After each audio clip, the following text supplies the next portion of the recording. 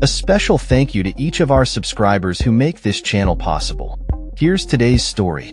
In a stunning turn of events during the recent English local elections, Nigel Farage Reform UK party has emerged as a formidable challenger to the traditional political landscape, securing a remarkable 677 of approximately 1,600 contested seats. This electoral success marks a significant milestone for Reform UK, which has established itself as a primary opposition force against the Conservatives and Labour, the long-standing main parties in British politics. The elections, held across various Tory-held councils, saw Reform UK wrest control of 8 authorities from the Conservatives, including notable victories in Kent and Staffordshire, areas previously considered strongholds for the Tories. Furthermore, the party has taken control of Doncaster, the only council Labour was defending, and Durham, where Labour had previously held the largest party status. The party's gains extended to Runcorn and Helsby, where Reform UK won a closely contested Westminster by-election, bringing Sarah Pachin into Parliament as their 5th MP notably. This election cycle also marked Reform UK's first-ever council and mayoral victories, with successful bids in the newly formed combined authorities of Greater Lincolnshire and Hull and East Yorkshire. A jubilant Farage proclaimed that these results signify Reform UK has surpassed the Conservatives as the main opposition to Sir Keir Starmer's Labour government. The elections represented a major test for the Tories, who had been anticipating losses given the councils were last contested in 2021, a time when the party was buoyed by the success of the COVID vaccine rollout under Boris Johnson. However, the reality proved even more severe than anticipated, with the Conservatives suffering a loss of over 676 seats and relinquishing control of all 16 authorities they were defending. While they managed to capture the Cambridgeshire and Peterborough mayoralty from Labour, it was a rare silver lining in an otherwise dismal election outcome.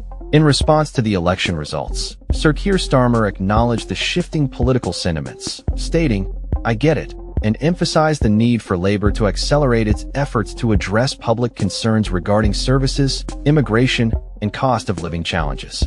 Tory leader Kemi Badenoch admitted her party is on a long journey to rebuild after its extended governance, acknowledging the protest is in the air amid a competitive political environment.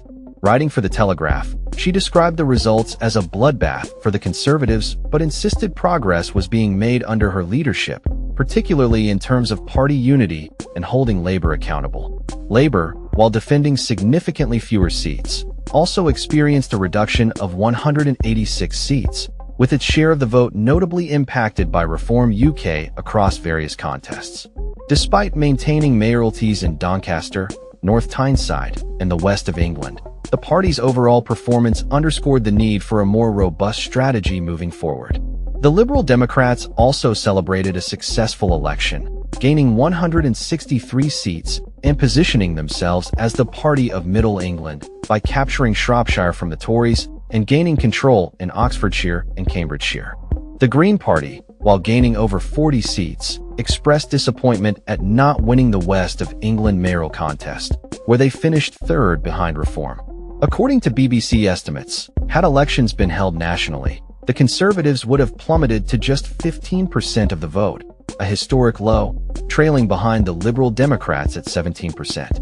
Labour would have garnered 20%, matching its lowest recorded performance from 2009. This election cycle marks a significant moment in British politics, as it is the first time the combined projected vote share for the Conservatives and Labour has dipped below 50%, highlighting the ongoing fragmentation of the political landscape.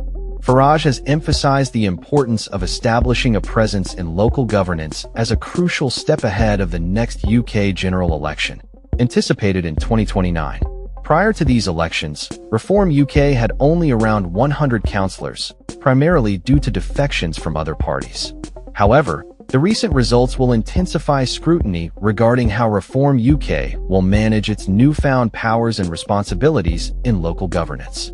During the campaign, both Reform UK and Tory leaders face questions about potential cooperation among their councillors post-election.